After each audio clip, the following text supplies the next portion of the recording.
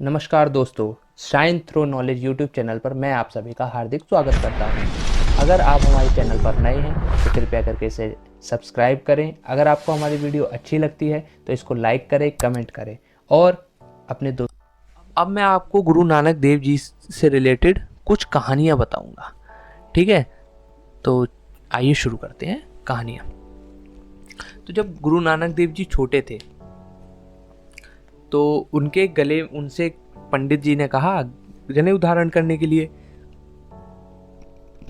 तो जब वो जनेऊ उनको पहना रहे थे तो इन्होंने उनका हाथ पकड़ते हुए रोका और कहने लगे कि पंडित जी, जनेऊ पहनने से हम लोगों का दूसरा जन्म होता है ना, जिसको आप आध्यात्मिक जन्म कहते हैं। तो जनेऊ भी किसी और किस्म का होना चाहिए ना, जो आत्मा को बांध सके। आप जो जनेऊ दे रहे हैं वो कपास के धागे का है, जो कि मैला भी हो सकता है, टूट भी सकता है, मरते समय शरीर के साथ चिता में भी जल जाएगा। फिर ये जनेऊ आध्यात्मिक कैसे है, आत्मिक जन्म के लिए कैसे हुआ?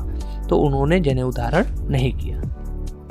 देन बड़े होने पर नानक देव जी के पिता ने ये कहानी बहुत ही रोचक है। एक बार क्या होता है, गुरु नानक देव जी के जो पिताजी हैं, ठीक है, तो वो अकाउंटेंट थे, पटवारी थे। तो वो ये चाहते थे कि उनके जो बेटे हैं, जो गुरु नानक देव जी हैं, वो भी ऐसे ही एक बड़े आदमी बने, बहुत ज़्यादा तरक्की करे। पर उनको ये नहीं पता था कि ये किसी और ही फील्ड के लिए बने हैं, ये कहीं और ही जाएंगे। तो इन्होंने क्या किया, एक बार उनको 20 रुपए दिए और 20 रुपए देते हुए उनसे कहा कि जाओ व्यापार करके आओ, कोई सौदा करके आओ और आके मुझे बताना। तो जब उन्होंने पैसे लिए और वो चल दिए। जब वो जा रहे थे तो उन्हें रास्ते में कुछ साधु संत की मंडली मिली। नानक देव जी ने उन साधु संत की मंडली को 20 रुपए का भोजन करवा दिया और लौट आए। अब जब लौट कर आए तो पिताजी ने उनसे पूछा, बेटा क्या सौदा करके आए?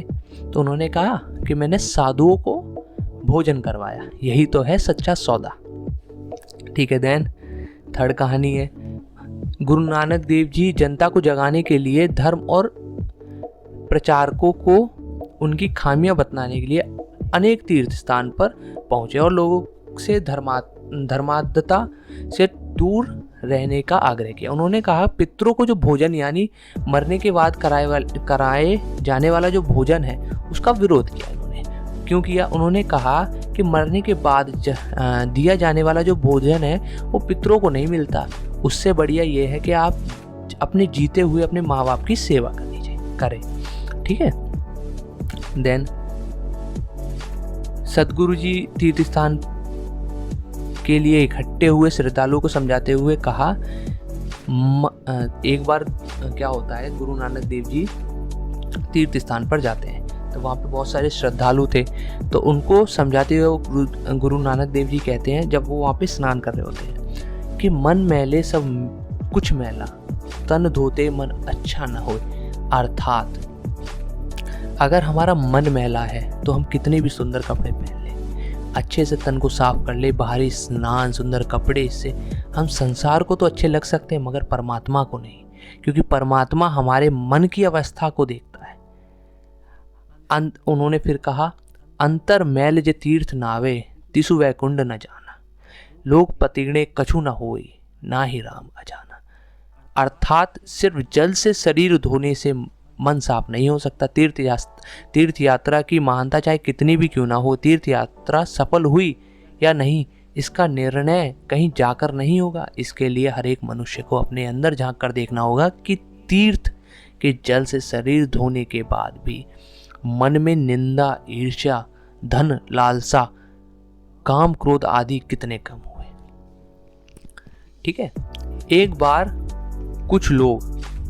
कुछ लोगों ने नानक देव जी से पूछा, आप हमें ये बताइए कि आपके मत अनुसार हिंदू बड़ा है या मुसलमान बड़ा है?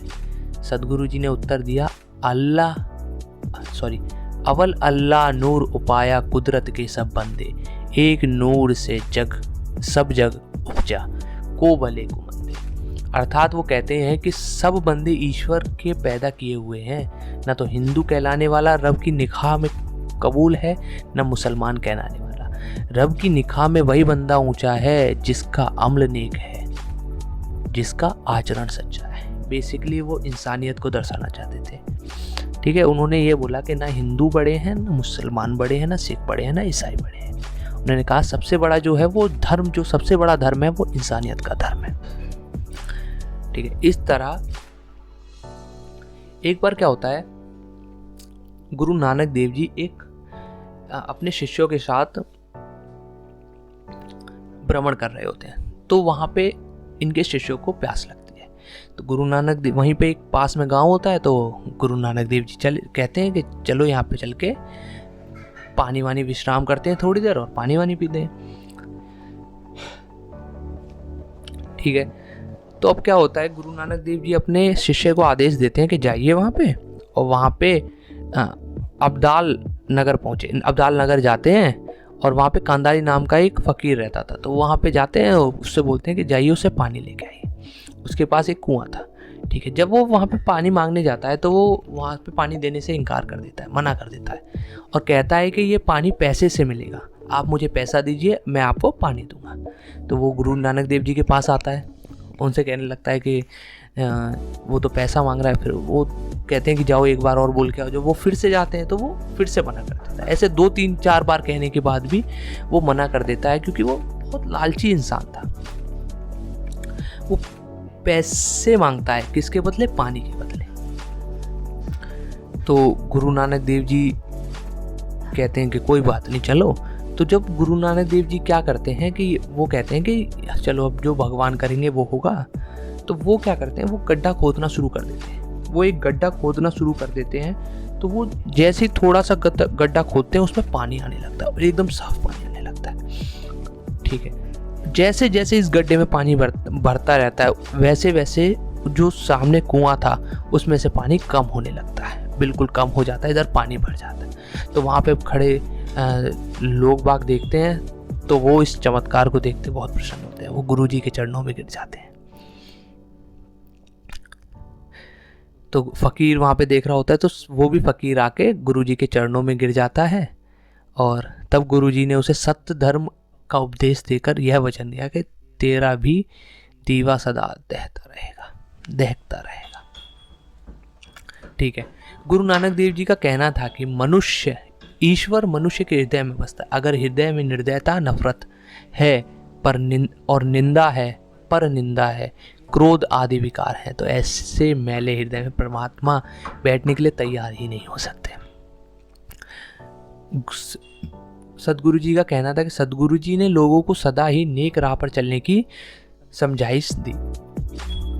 उनका कहना था कि साधु संगत और गुरुवाणी का आसरा लेना ही जिंदगी का ठीक रास्ता है। सबसे बड़ी करामत यही है कि परमात्मा का नाम हृदय में बसा है। सदगुरु जी का कहना था कि जिस तरह लाखों मन लकड़ी को आग की एक चिंगारी सुहा कर देती, जिस प्रकार एक बहुत बड़े लकड़ी के जंगल को एक चिंगारी तहस नहस कर देती है, उसी प्रकार परमात्मा की स्मरण जन्म जन्मांतर के पापों के संस्कार सदा के लिए मिटा देती है। इस तरह के उल्लेख जगाते हुए गुरुजी ने अंगद देव जी को अपनी गद्दी प्रदान की। ठीक है, 10वां क्या है देखते हैं। उन्होंने अपनी सुमधुर वाणी से जनमानस के हृदय को जीत लिया। मैंने आपको बताया था ना, इनकी वॉइस बचपन से ही बहुत प्यारी है, तो लोगों को बेहद सरल भाषा में समझाया। और इंसान एक दूसरे के भाई हैं, ईश्वर सबके पिता हैं, फिर एक पिता की संतान होने के बावजूद हम ऊंच नीच को कैसे देख सकते हैं। ठीक है, हाँ, तो इनकी इस कहानी से अलग मैं आपको कुछ और कहानी बताना चाहता हूँ जो मैंने इस पीपीटी में नहीं ली। 5 साल की उम्र में गुरु नानक देव जी गुरुकुल में पढ़ाई कर रहे होते हैं, तो वहाँ पे गुरुदेव होते हैं उनके।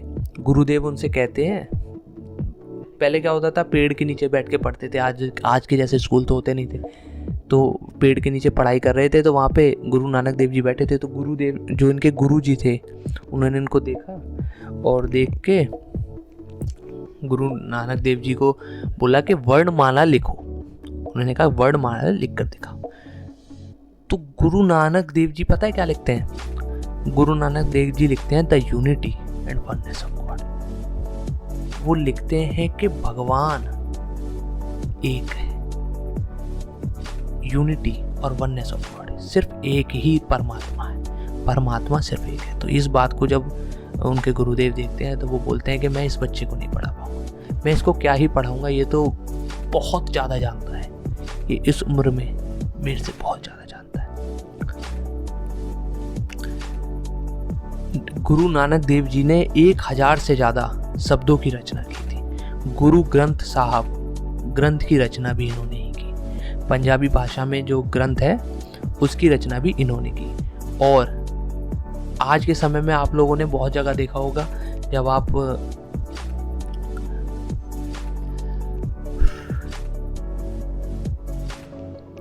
आपने बहुत जगह देखा होगा लंगर, जो लंगर आप लोग खाते हो ना, उस लंगर की शुरुआत गुरु नानक देव जी ने ही की थी। ठीक है, तो धन्यवाद। आज की वीडियो में बस इतना ही, मिलते हैं नेक्स्ट वीडियो में।